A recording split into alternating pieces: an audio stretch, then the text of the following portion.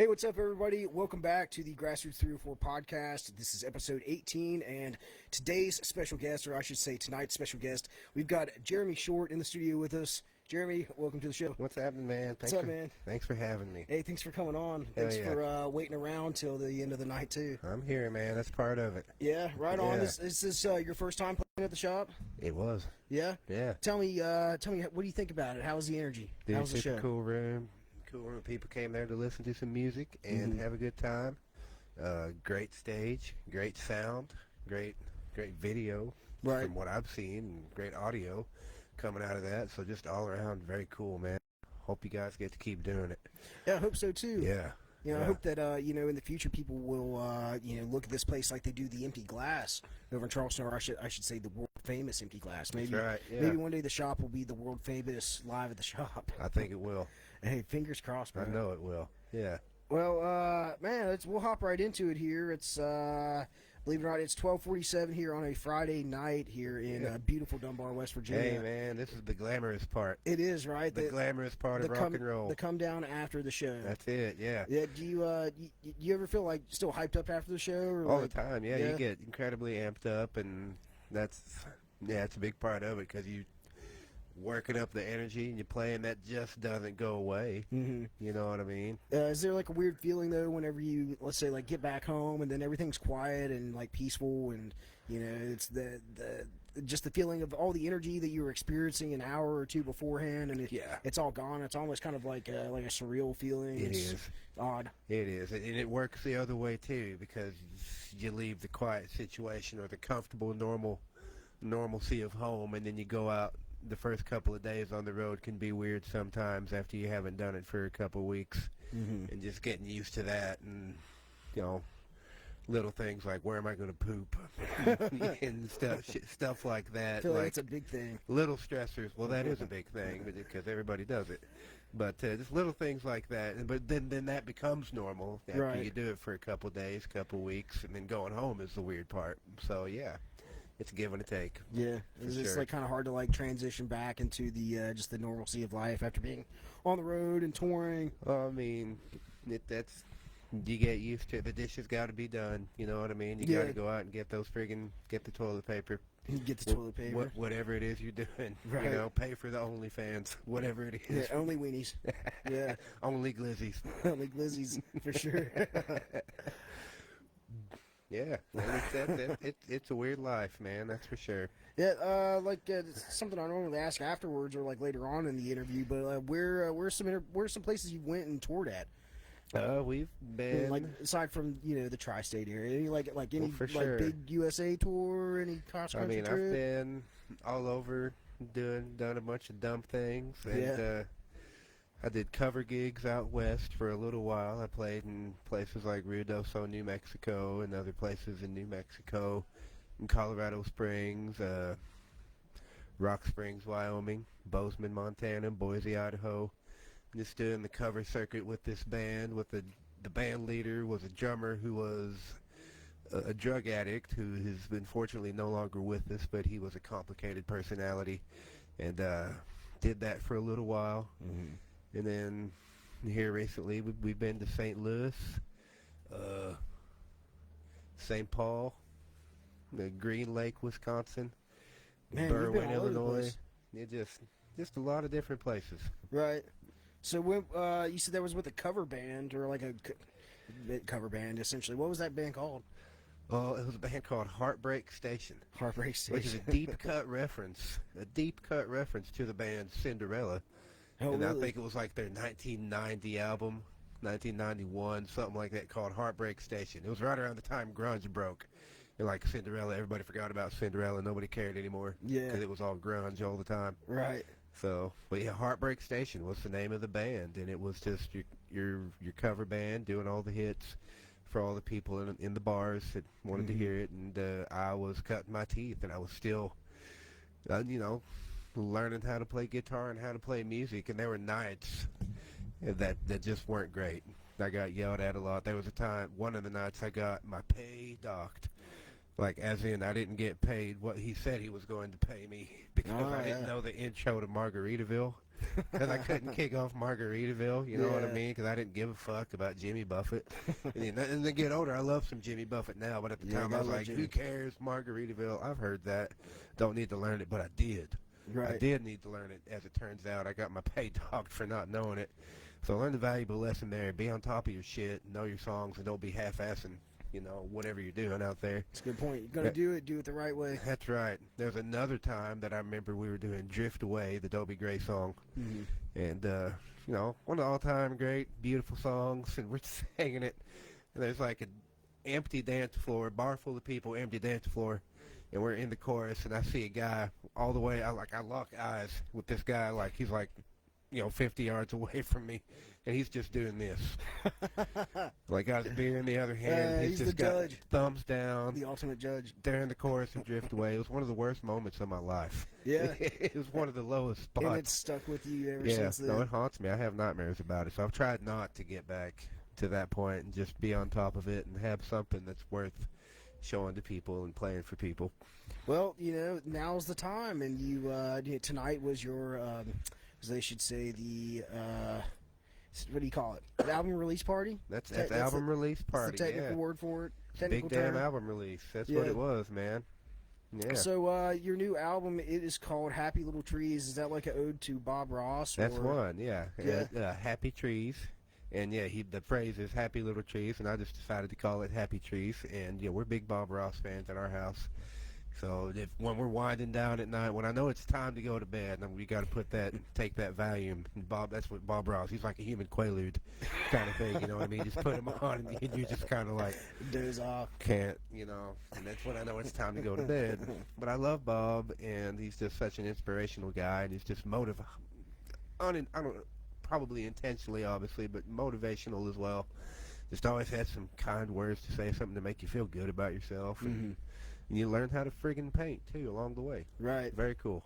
Yeah, there should be more Bob Rosses out there. I mean, I'm sure that there are, but there should be more focus on, you know, that for, you know, kids and for, you know, people in general. I know. Well, the just shows, you know, making age range is something 5 to like 90. something like painting, where everybody thinks, oh, you got to be really good at it, and Bob's like, no, you don't. Anybody can do this. Anybody can do what I do, and here's how you do it. You know, and it's he excelled at just making it accessible to everybody. And that's, you know, what I like to do as well with music. Anybody can do it. Anybody can pick up a guitar and play. You know, if they really want to, and if they really want to put the time in and do it, then the sky's the limit. Yeah, There's nothing stopping you, except, you know, your own daily duties in life, what have you. But what did Lit say? I'm my own worst enemy. yeah, Yeah, right. Yeah, that's right. It's very true. That rings true. So this album, how long did? Well, first, when did you start writing it?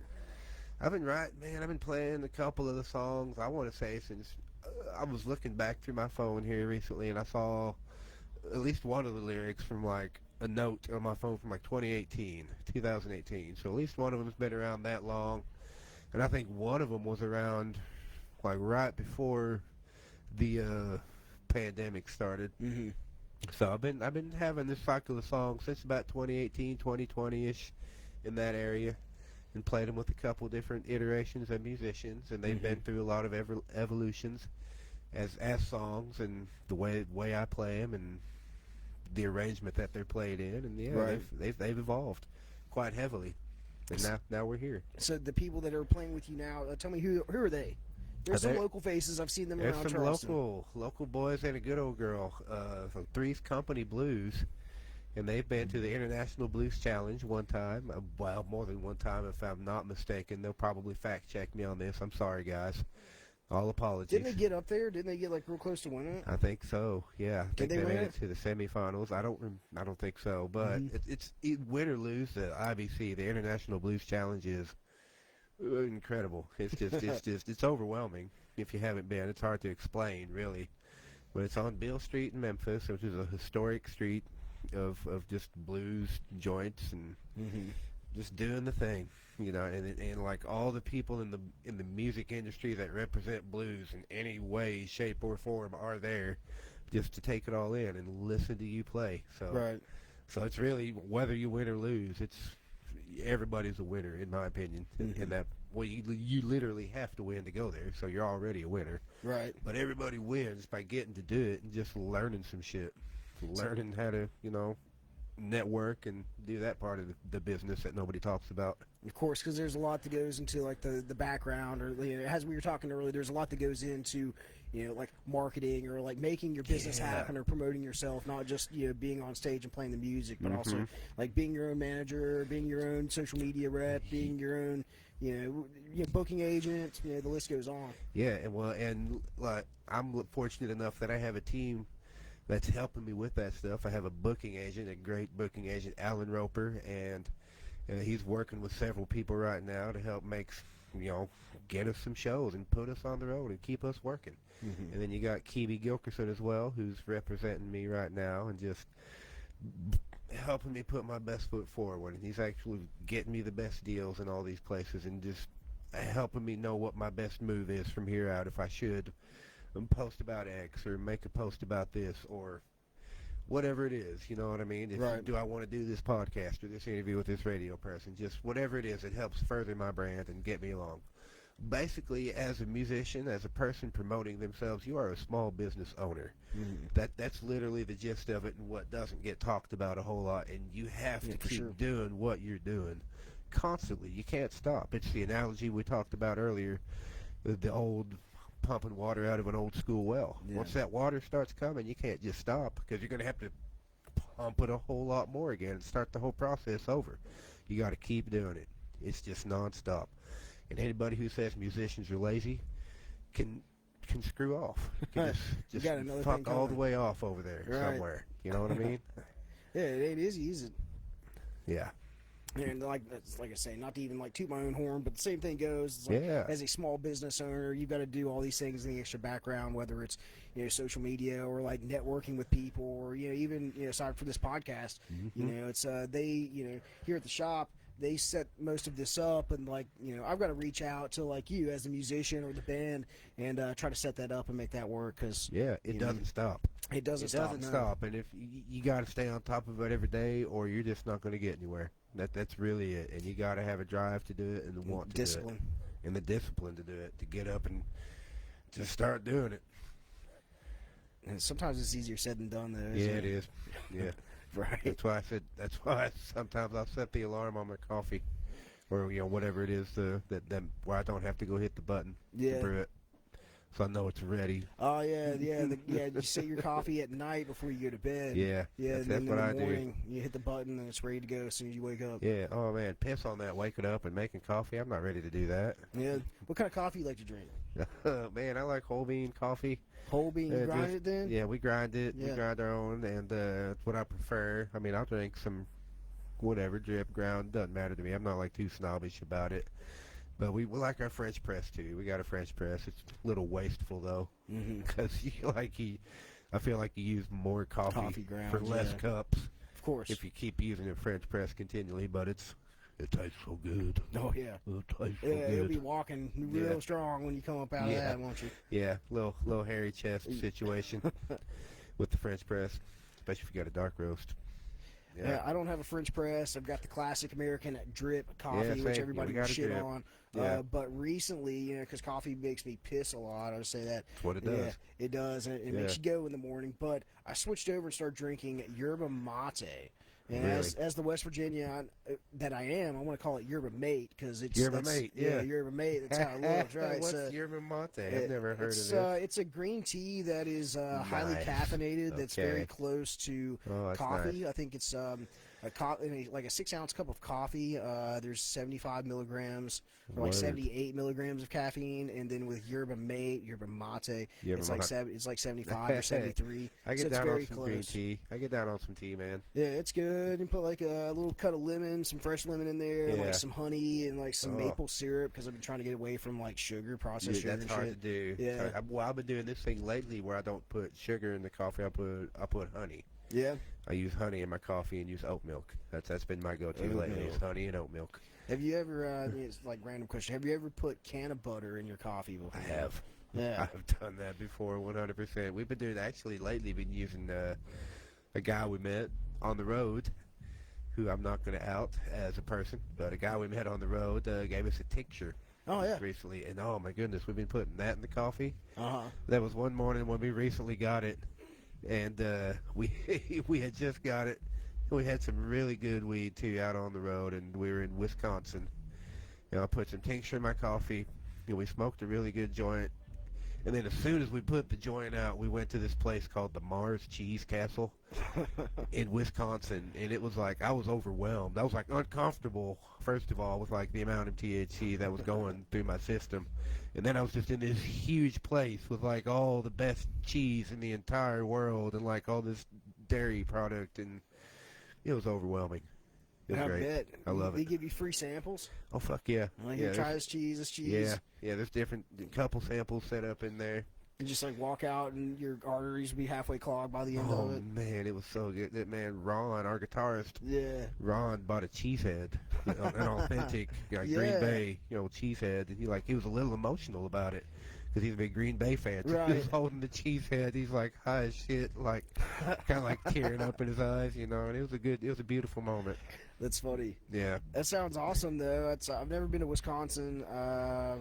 it's great. I've been high plenty of times. It's the best cheese that I've had. Like I'm going to promote their dairy product Yeah. for them. But oh my goodness, yeah, I could eat pounds of that cheese. You got to even it out with some cabbage though if you're going to be eating that much cheese. Cabbage. Yeah, man. You don't dig Is on that cabbage? Is that a Kentucky thing or what? Well, cabbage. Oh man. I mean, like I like cabbage, but we only eat cabbage like if it's in coleslaw on a hot dog. yeah, or, like, you do it's sauerkraut. New You dig Year's on Day. sauerkraut. Yeah, Anything sauerkraut's good. yeah. My fiance doesn't like it, so it's Yeah. like I'd rarely buy it anymore. But like I'll do that. I hear you. Like New Year's Day, you cook some cabbage up and put some For sure. put some silver coins down in there. That's what I've heard. Yeah, Mhm. yeah. Well, we dig on some cabbage. Do you like kimchi? Have you ever had kimchi? I have, but That's cabbage. I made fun of my buddy. Posted a picture of some kimchi yesterday, and I called him a wook for it. 'Cause he's living it up out in Colorado and eating kimchi. But I'm open for trying new foods and things, different ethnical foods, and It'll clean you out, man. It'll get the. it's like just like sauerkraut and like it's fermented sauerkraut. It's fermented. It's got a lot of like chili spice, like hot, like red pepper flake type Right. situation. Sounds like it clear you out. Yeah, oh, absolutely. And it's like fermented. They keep it fermented for several weeks, and it's Right. just in the right place. It's really good. Like on a taco or something, on Yeah. a brisket taco or Okay, something like that. I like brisket. Yeah. Yeah, I try it. Yeah, man. No, I dig on some and again, back to the cheese because people up in Wisconsin, man. From what I could see, it's a lot of cheese, cabbage, and beer. Mm-hmm. They get drunk as fuck up there, and it's so cold. And there's like all this good cheese everywhere, like fresh, and the best cheese you've ever had in your entire life. So like, you got to even it out somewhere, and they push it through. That's where the cabbage comes in. The cabbage and Different the kimchi. forms of cabbage. That even balance, the yin and the yang. That's it. Right. That's it, man. Oh man, no, I was feeling here recently we were there, and I always just get way too much cheese. So like, it's just part of life. That's part of it, man. Taking in what the local color has to offer. When in Rome. That's it. That's the phrase. Well, not to like stray off from cheese or anything. Yeah, no, Because right? I do love some good cheese. But getting back to your music, maybe for like some people that don't know who you are, you're like, oh, good transition there. For people that may not have heard of you or know who you are, could you describe the sound of your music? I've used a phrase here recently that that off the top of my head I thought described it awful well was Eastern Kentucky space funk. Okay. Like, you know what I mean? Because there's a lot of people coming out of Eastern Kentucky right now, and they're doing the more down-home, traditional music with an acoustic guitar, writing, I don't know if you might call it folk music, you call it country music, and there's more traditional bluegrass people, too, and I love all of that. I love every bit of it. But that's just not, the sounds that were in my head that I was attracted to and drawn to more so, and that I wanted to listen to. Like when I was younger anyway, that got me into guitar and playing guitar and wanting to write songs. So yeah, it was just funky sounds. I think Eastern Kentucky space funk is I dig a good way of describing it. Yeah, I dig that. Yeah, I was listening, and I kind of felt like it was like I said, I was sitting in my truck earlier. I wanted to get a vibe of your music before you all started playing. Of the Dell was on stage rocking out. Shout out to the guys of the Dell. Shout out. You Jack. What is it? You Jack. You Jack. Yeah, they're good. They're gonna. If you're watching this, of the Dell, they're gonna get that. They're gonna think that's funny. Moving on. Anyway. Yeah, I got thrown off by Mac Miller, playing in the next room over. Yeah, no doubt. Oh, man, I recently just discovered his music and was like really thrown by it. Man. Like really went in deep on it. Mac Miller, he was I guess whenever I was like 18, 19, something like that, he was like one of the first, I wouldn't say like he was just like the first musician that I saw that was like my age, and it kind of like gave me that aha, like that's me, like somebody else that's my age, or this, doing this and like having this life, and I just thought it was very interesting, and I locked onto that, and then when he tragically died a few years ago, that was that was a big upset in the music community. So it was it's tragic. Unique voice, one of a kind, like probably once in a generational talent type of voice for sure that he had, with his lyrical style, and love Mac Miller. Couldn't put it any better. Sometimes I get caught up on my words trying to describe certain things, but that was perfect. And really, if you go back to the beginning of his career and see how his sound and how he just really progressed and matured over the years, and like what it was forming into. I mean, it started out as like kind of like frat hip hop. He was talking music, sort of, shit like that. Yeah, and then like progressively, it kind of got, I don't know, like a little bit more heavier, and then like poppier when he was with Ariana Grande, and then he started like working with Thundercat and like some other people to make a more of a jazzy sort of, I don't know, sound. Before he passed, and I don't know, you know how it is. It's just. Yeah. Well, the one that got me into it was his Tiny Desk performance. Yeah, that's good. I watched that one, and I was like, well, I got to see the rest. I got to hear the rest of this and know what this is about. That's some emotional shit. Right. He really put a lot of just a lot of energy and a lot of heartfelt into his music. He sure did. He went deep. Would open up. Yeah, he'd tell about himself throughout the lyrics as well. I know. Yeah, he was very honest. Yeah. Yeah. And I guess maybe sometimes that's the only way to kind of explain yourself, or to, I don't know, just get things off your chest, is through your music. That's it, man. Well, he was going through some shit. Yeah, for sure. He was going through some shit in front of all of us, and he put it on a record. You know what I mean? That's how you deal with it sometimes. Do you know anybody that's overdosed from fentanyl? Because that's what Mac Miller died. It was fentanyl laced cocaine, I believe. I didn't know that. I didn't really know how he went. Is either fentanyl laced cocaine, or he was maybe had taken some pills that were fentanyl pressies, and had also done cocaine as well. Jesus. But that was I have. I've known people who've OD'd. I don't know about fentanyl specifically, but I've known a couple people who've just went that route, and that's how they ended their lives. Yeah. It's I've known a handful of people, and not to like stray too far for anything. My brother, he died of a fentanyl overdose coming up on 2 years ago. I'm sorry to hear that, man. January. Thanks, man. Yeah, it sucks. Yeah, it is what it is. But it's like same thing. He had his issues as well. So I don't want to talk too much about myself, but he had his issues as well. No doubt. And it was hard for him to just deal with shit. Yeah, he was a war veteran and went to Iraq. Yeah. I think like twice, maybe once or twice, anyways, and that's how it is, and like drugs are hard, man. Drugs are terrible, and specifically like heroin and fentanyl. Heroin, it latches onto people. People latch onto opiates because they're such an addictive drug, and then like heroin either becomes like not good enough, or it's too expensive, or whatever that it is, and then these like these.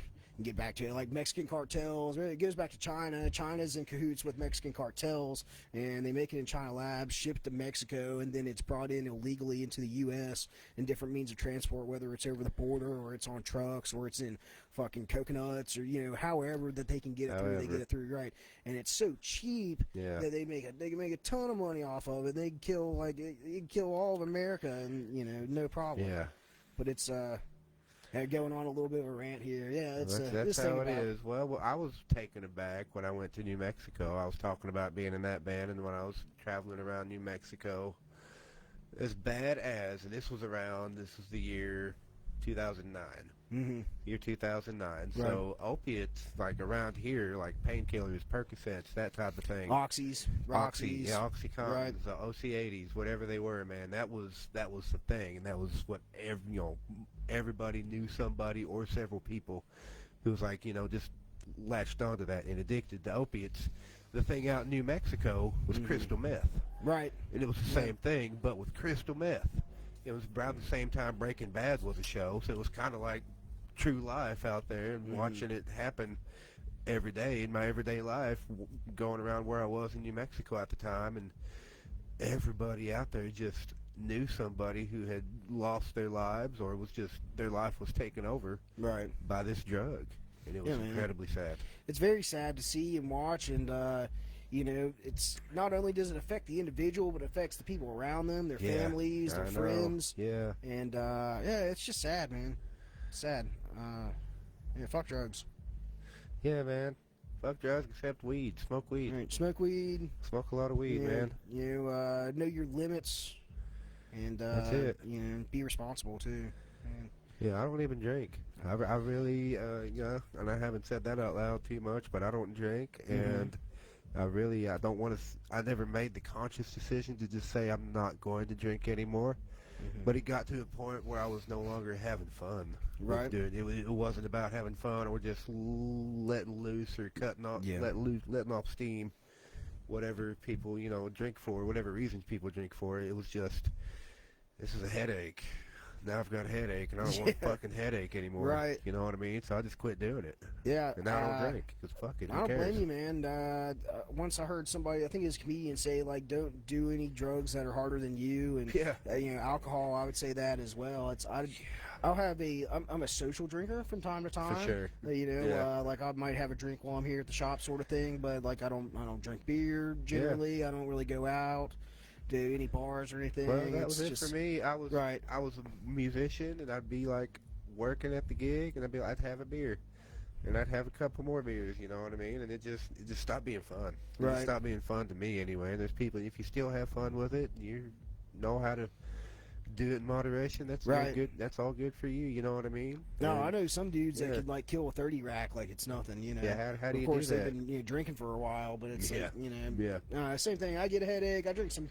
Last time I remember drinking a PBR, I got a mad headache from it. And I was this beer sucks. One, I have a headache too. That sucks. Remember the last time that I drank was at Fletcher's Grove's Music Festival back in 2019. Because we skipped 2020 altogether. Grooving. So it's like, grooving with the Grove, baby. With the Grove. Oh, man, I went hard on like a Friday night, and I got up Saturday, rolled out of the back of my truck on Saturday. Hung over as shit, and just puking my guts out. And I was like, oh, Lord, like, I'm never going to drink like that again. I just felt absolutely horrible. And I was like, man, no thanks. No, thank you. Thanks, right. Yeah. Well, I had a night similar to that when I was probably I had just dropped out of college. I want to say 07, 08. Who cares when it was? But we played a card game, and I blacked out. I literally blacked out, and I woke up, and I had soiled myself. I had pissed myself. And I was that's when you know you did it right. Yeah. If you don't piss yourself at least once when you black out drunk, you didn't do it right.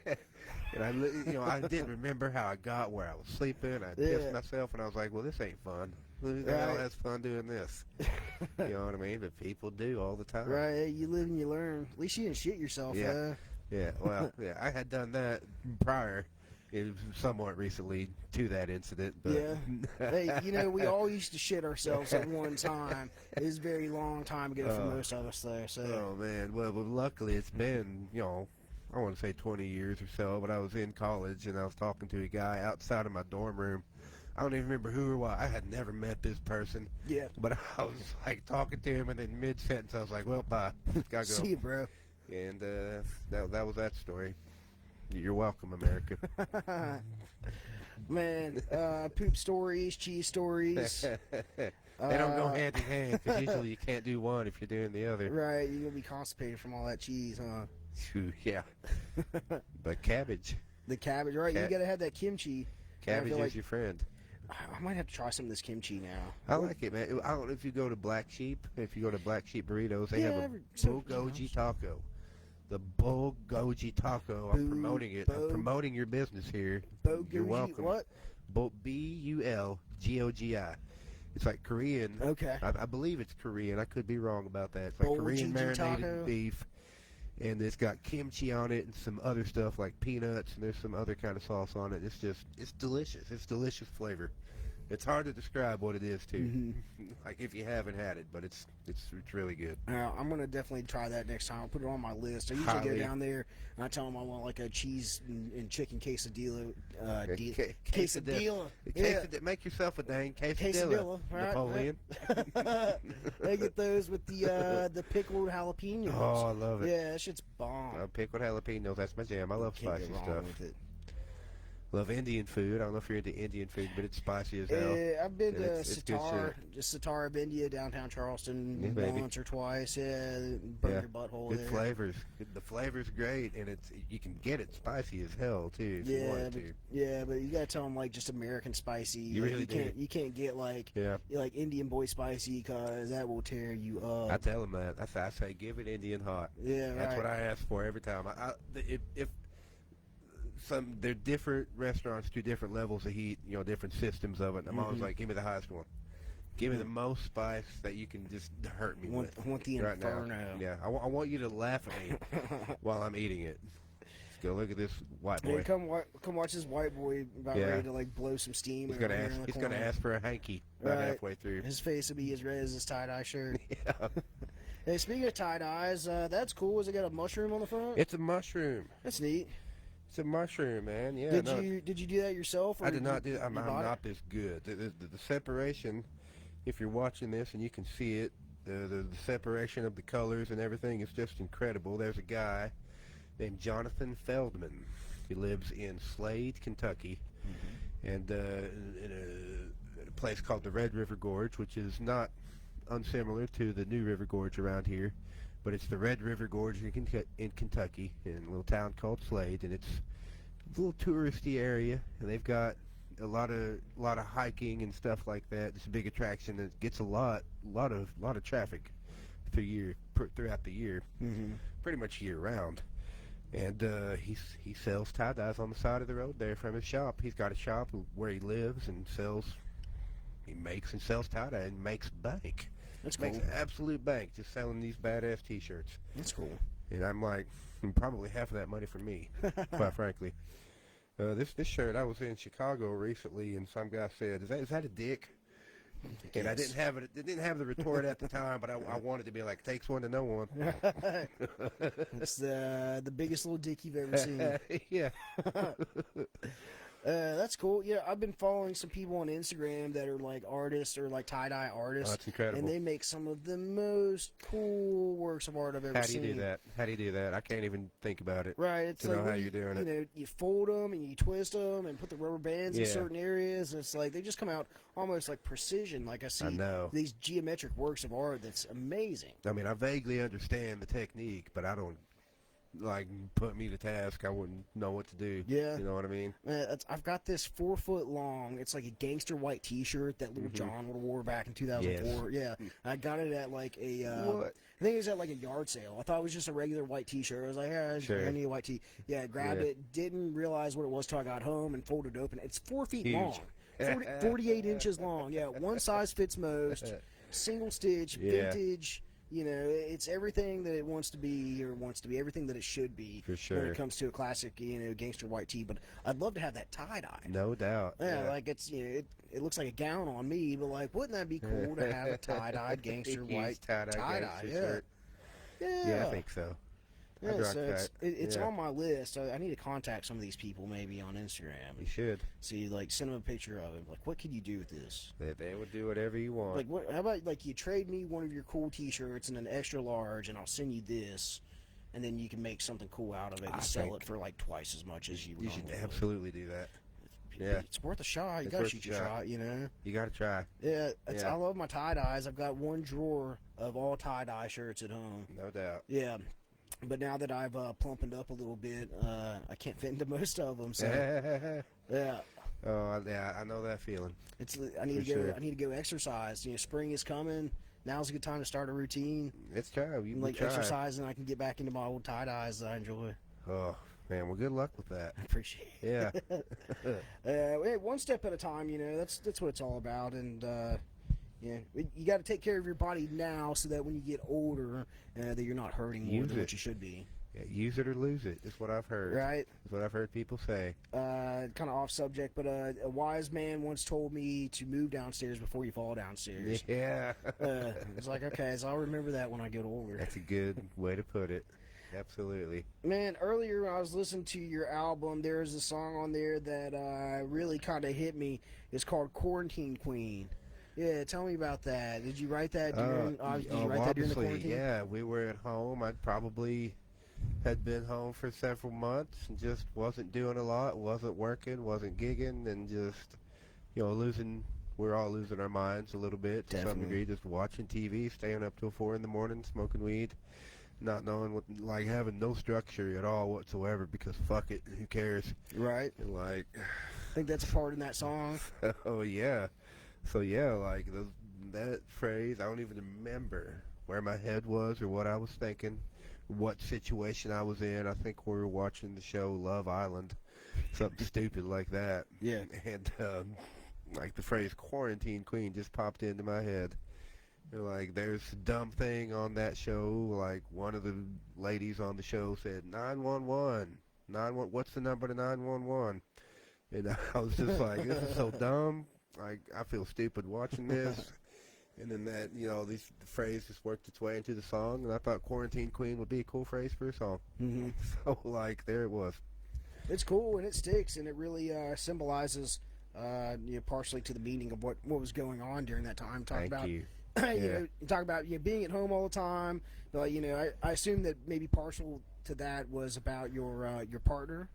Yeah. Yeah, is that your partner, your wife, your Absolutely. fiance? My girlfriend Danny, she's my girlfriend. She's the road manager. She's the social media manager. She does so much for this. It can't be understated, her importance to what's going on here. She sells the merch. She sets up, it's just, there's no one title that she does. It's enough to cover all of the ground that describes what she's doing. Mm-hmm. You know what I mean? Because it's so much and it's so vast and it's so vital to the operation. It would be it would look different without her influence and her presence and pushing me and saying, hey, get the fuck up and do this. You know what I mean? Right. So, I absolutely want to say thank you, Danny. Thank you so much. I love you and I appreciate you. And, yeah, man. No, she's a big part of it, and absolutely, she's influenced a couple of the songs for sure. Happy Trees, that song, that's about me and her hanging out at the New River Gorge, just having a good time. Yeah. Yeah. Well, behind every great man is a great woman. That's the way. Say. That's what I've heard too, as well. Yeah. Well, it's true. It really is, and it's without having I shouldn't say without having a woman, because sure, plenty of guys can do it, but having a good partner, or somebody that you love and you cherish, that's there for you and has your back, can definitely help you grow and make things easier for you. It's helpful. Yeah, it's absolutely helpful for sure. Yeah, I mean, I don't know if I would have had the gumption to do what I was doing as a solo artist several years ago without her telling me that I could. Right. Because it didn't cross my mind that I should or that I could, Well, sometimes you need that push. You need somebody else to tell you that, because we are our own worst enemies, and it's so much easier to not. I shouldn't say easier, but it's, I don't know. For me, that self-doubt is always there. It's there. I feel it too. So I know it's not just with me. It's going to be with other people as well. It must be a common thing. So when you have somebody to back you up and tell you hey, you're doing a good job, things are working out. It's good to have that push. Yeah, or somebody to say you're good enough. That you can do it. When Definitely. You push you through that self-doubt. I had been in bands. I had fronted bands. I'd been the front man. I'd written songs. But for whatever reason, it didn't click that I should just be myself and just that be what I'm selling to people. You know what I mean? So, absolutely. So is the same Jeremy Short that I see up on the stage with the boa and the funky glasses and everything, is that the same Jeremy Short I'm talking to right now? Dude, that's how I go to Walmart. That's how you go to Walmart? Absolutely, yeah, man, with the tie-dyes. Well, it wouldn't be easy to lose you in there, would it? Yeah, that I remember. There was a day I went to Kings Island with my friends. I was probably 16 or 17, and like I was wearing like a fuzzy, like one of those fuzzy like pimp hats that they sell there, and like sunglasses, and I'm 6'2", and like I remember at one point I lost my friends. I didn't know where they were or where they went. Mm-hmm. My buddy Andy was like, he's like 6'2" and wearing a fuzzy hat. How'd we lose him? You know what I mean? Right. But no, I love dressing like this, and just it's who I am. It's how I express how I feel, and yeah, man, people love it. People think it's funny as hell. Like, oh, I went to IGA here recently in Morehead. And I don't know if you guys have IGA out here. We do. Yeah. Not so many around here anymore, but yeah, I know what IGA is. Yeah, they're still around. A lot more in Eastern Kentucky. I don't really see them here, but I was in IGA getting they got their little deli meals that they have. You get a meat, hot meals, meat and whatever, 2 sides, and like one of the lady comes back up behind the deli counter and is like, "I love your outfit, head to toe, tie dye." And I had a tie dye hoodie on, I had this tie dye hat, had a tie dye shirt, I had my avocado pants on, like my avocado pajama pants, just walking in. Didn't even think about it, and like and I'm sure people think it's funny or whatever, but like if it just, I don't know, I gotta do it. Yeah, your style it's very eccentric. I gotta do it. Yeah. I dig it. Yeah, your hat though, it kind of looks like there's a bunch of blood on top of it. It threw me back when I saw it earlier. I was like, wait a second. Yeah, it's a Cannibal Corpse hat. Oh, no, really? No, not really. Oh, okay. You had me fooled for a second. No, it does look like a heavy metal blood splatter pattern happening there. It's cool though. Don't see you rock it. Don't see a lot of tie-dye hats. No, not very many, but somebody should definitely be up in the tie-dye hat game and making some money from that. They could upsell those. Yeah, absolutely, mark them up a little bit. Hey, we get West Syria on it. Maybe he's not into tie-dye. He doesn't do tie-dye though. He's all like blacklight art and painting art and different kind of art. Hell yeah. I'm not thinking. So, Jeremy, your old band, it used to be called Short and Company. Back whenever I first heard of you, my days at WTSQ, that's who you were playing with at the time. Actually, I think you played at Mountain Music Fest once or twice. Yeah, I played there several years in a row for a good stretch of years with several different bands. Before Short and Company, I was in Downtown King, and I played the Mountain Music Festival with them, and then I'm trying to think of the first year it would have been, but who cares? I don't know. We'll say 2015, 2016. I'm sure I was there. And I know I did 2017, 2018, and 2019. Definitely with Short and Company. And then did it lastly, I want to say 22. This last year, 2022, with Short and Company. It was one of the last Short and Company gigs after the band had split and decided to go a separate way. And I had to kind of scramble to find other musicians to fill in the gigs, and yeah, that was one of them, was Mountain Music last year. Right. So like at that time, was it not the original members that were in the band for that last performance? No. Well, the original lineup hadn't been a thing for a while. That we recorded an album, 2017. It came out in 2018. Maybe it was 2017. It came out. Danny's going to fact check me on that one, and then she's going to go, I can't believe she's going to let me know how stupid it is that I don't know when my album came out, but it's 2017 or 2018. Right. I don't know. But that lineup didn't stay around for very long, didn't hang out, and for one reason or another, just didn't work out. And then I had several other lineups too, and it's like, things don't work out at the time for one reason or another, and then I had a band that signed on that had been a band of themselves. That they were their own band prior to joining me playing my songs. They were a band called Bedford, and they were just a bunch of young guys who friggin' jammed the hell out and just had this energy that I just can't describe. Still to this day, don't know how to explain what it is that they do, but they have this kinship and this fellowship amongst themselves, this camaraderie, if you will, that like lent what they played like just this energy that's like hard to explain. And and I wanted to be part of that selfishly, so I invited them to come be with Short and Company, and then it came down to they wanted to just do their own thing, and then that's where we split, and And now I'm just being Jeremy Short. Well, now you can do your thing, and That's you can it, kind of yeah. style it as you want. And you know, the musicians that you've got that are backing you up, of course, you know, they're Three's Company Blues as themselves, right? That's right, yeah. But they're very talented at what they do, and they seem Yes, to they back are. you up and follow right in through with the rhythm that you're looking for as well. Yeah. At least the way that you're describing it. Well, we've got some similar influences. We like a lot of the same things, a lot of the same. We're into the jam community, if you will, just, you know, playing that type of music and just improvising and that type of stuff. The word jam is always kind of like, I don't want to say dirty word because it's what you do. You know what I mean? Like they jam and they play lengthy improvisational sections. But like, I don't know that you have to call yourself a jam band to be a jam band. I don't know what constitutes being a jam band. Of course, playing long stuff, there's a whole big lengthy conversation to have about it. But like, we like a lot of those types of bands, basically. Right. I think So, that's like, I think jam band's just yeah. kind of a broad, you know, term for It is. multi-genre It's a blanket. sounding. It's a blanket term for a lot of different genres. That Ultimately, I feel like Yeah. fall under rock music though to an extent. Although Yeah. some jam bands can be bluegrass jam bands as well. that's out there. Or jamgrass, yes. Jamgrass is a thing, if you will, if you want to call it that. I'm sure it's got a more modern, cooler name.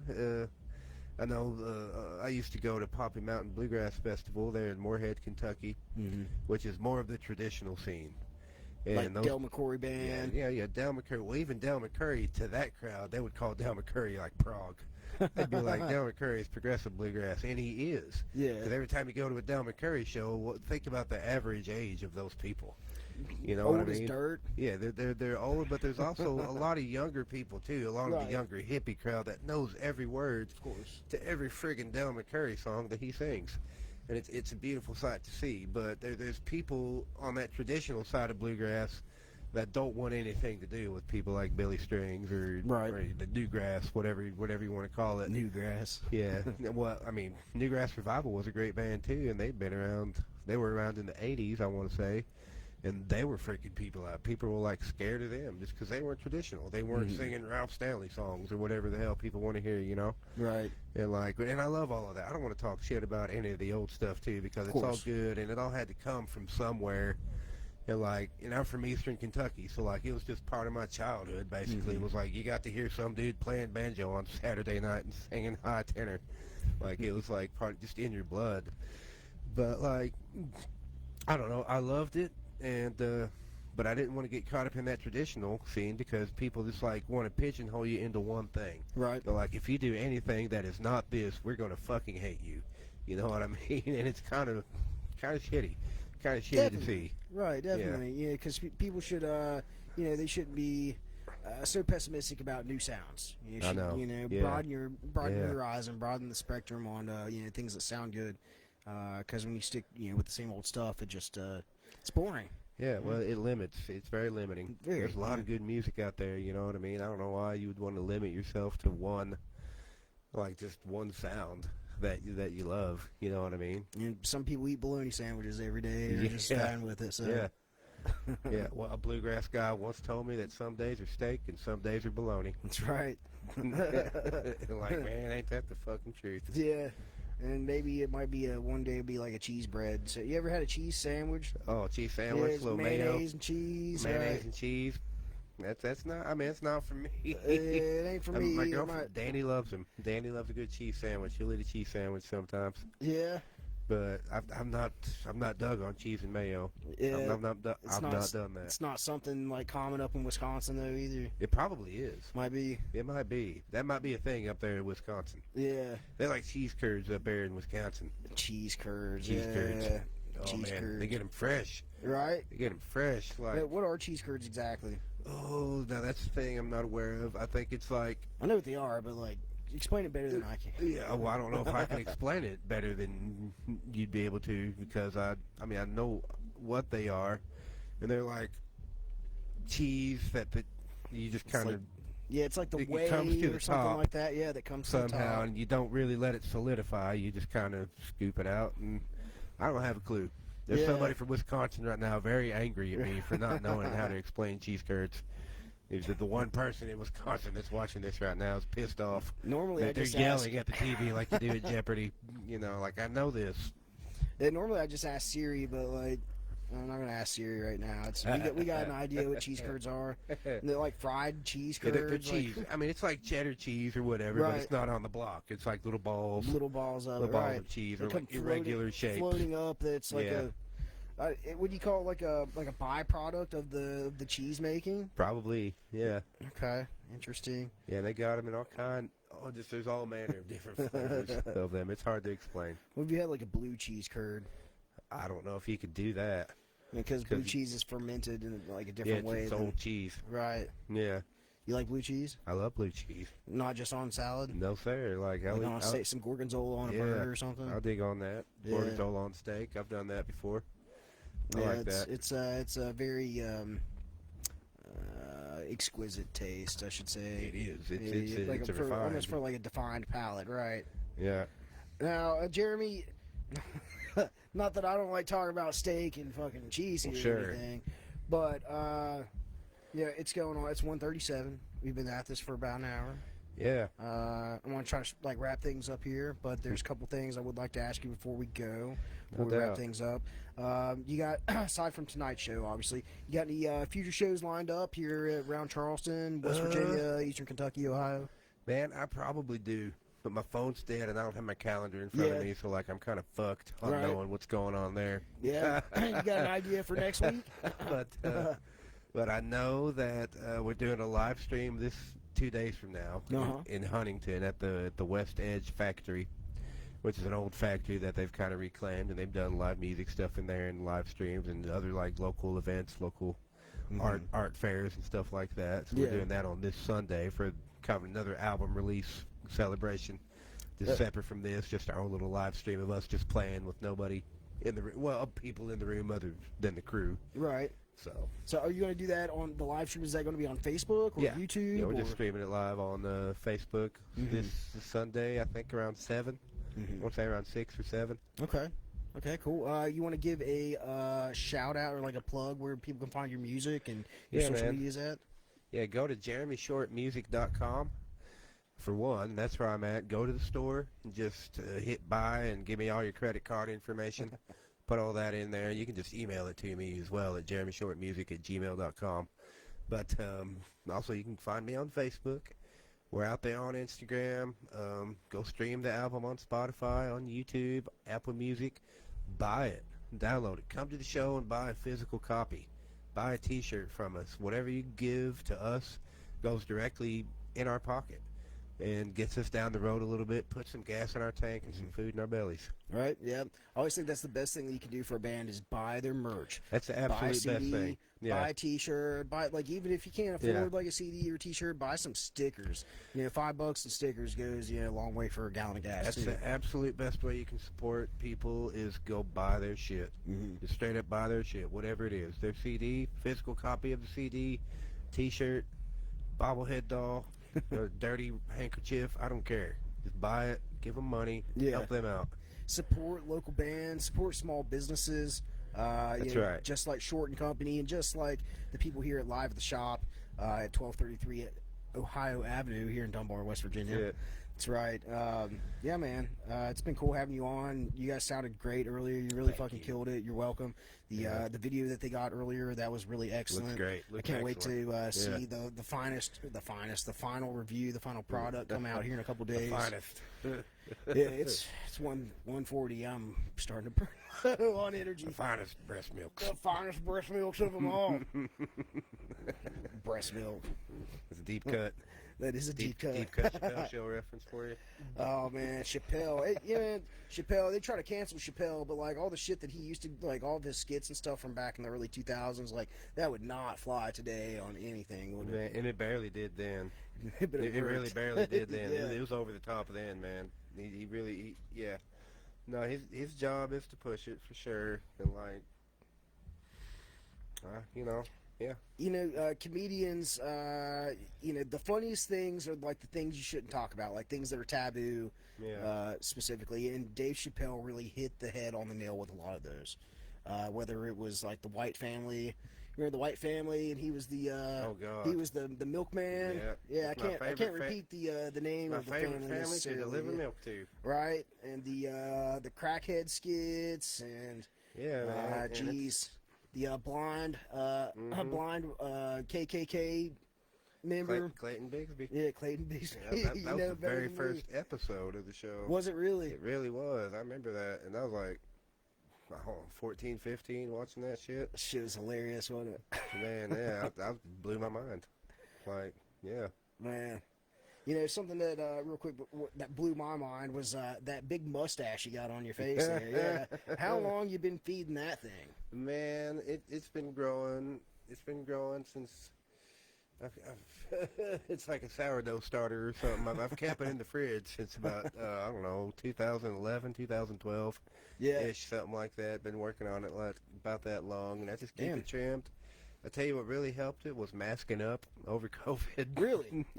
Because think about you're wearing a mask, and what's happening is it's pushing that back. Yeah. So like it's just staying there for like hours at a time, and that just kind of trains it to do that. Exactly, yeah. So now it's just like I got to work less at it to make it look cool. I just got to wear a mask for like 20 minutes a day. It's pretty easy. It keeps it stuck right there in position. Yeah, but we wax it up. We put oil in it, you know, and keep it lubed up, and Yeah. Yeah, you got to put a little moisturizer on it, stuff yeah. like that, a little routine. Right. Yeah, I used to do that with my mustache when I grew it out, but man, like I'd always the thing with the mustache is that I end up like biting it off, whether it's in like a burger or a sandwich or something. Tell me about it. Yeah, messy food is not my friend. Right, so I'd have to like really part. You got to take that mustache. Yeah, you got to do this. Pull it back. This number, yeah. Away from there, and yeah, I don't know. It's a grown a beard plenty of times, mustache real long, but never as nice as that. I mean, it's kind of a pain in the ass to eat like a chili dog or something like that sometimes, but it's worth it in the end. Yeah, well, it's very dignified, and you kind of look like one of those like 18th century, you know, like wrestlers. Yeah, like take on all comers. Yeah, especially when you take your hat off and the our matching haircut we've got here. Yeah, man, you just need like a barbell in front of you and. Yeah, one of those like giant triangular barbells. Yeah. Back in the day. Yeah, I can't remember what the suit was called that we wore in wrestling, but it's a onesie essentially. Yes. Yeah. Kind of the leotard situation. Yeah, one of those giant front wheel bicycles. Yeah, exactly like that. Hey, we could do it together. Like let's team up next year for Halloween. We'll both dress like that. Hopefully I'll cut my weight down, 30, 40 pounds by then. Really, I always thought a good tag team costume would be those two guys from Family Guy. The two guys from Family Guy. The old, like, that looked like me, that were the old weightlifters. Right, yeah. It's like, bully day, alley-oop, and just eggs and steak. That's what you should have for breakfast. Ton of protein. And don't forget the cheese, though. Yeah. No, you'll find me lifting giant triangular barbells any random day of the week. Hey, holler at me. I'll come lift them with you, bro. Jeremy, it's good having you on, man. Thank you. Thanks one for more having time. You're welcome. Thanks for hanging out. Yeah. I know you're ready to get back home and see your dogs and your cats. And feed got cats? the pupper. And we got cats. We got 3 indoor, and then like we have never officially taken in, but they like a bunch of cats come to our place and we feed them. Barn cats, field cats. Yeah, field cats, whatever they are. We feed them and they make do. Yeah, well, it's good to have some cats around the house. Keep the critters away too, Pretty well. At least around here. Well, they bring them to us still. Right. Like, here you go. Here's a fucking dead bird. Yeah, that's a sign of loyalty. Yeah. Yeah. Yeah. Oh, hey, thanks for feeding me. Here's a dead bird. Well, they're letting me know I can't hunt. Dead bird. That's what I've heard. That's what I've heard is that they're letting you know you're a shitty hunter. Nah, that's just loyalty. Like, bring me back a deer, cat.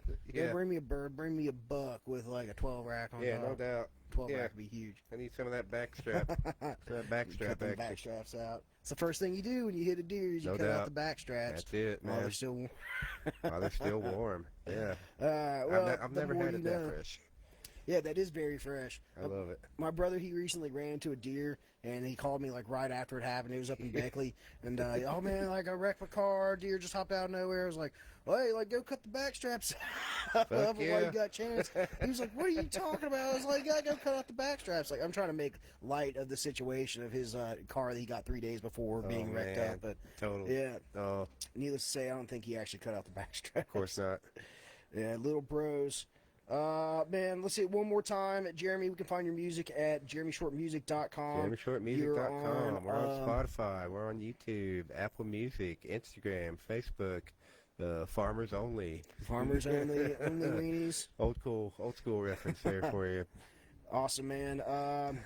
Yeah, check him out. I was listening to Jeremy's music this evening on Spotify until it crashed out on me, and then I started listening on YouTube as well. And he's an awesome guitarist. He sings pretty good too. And yeah, the band sounds really great. So if you dig, what do you call it again?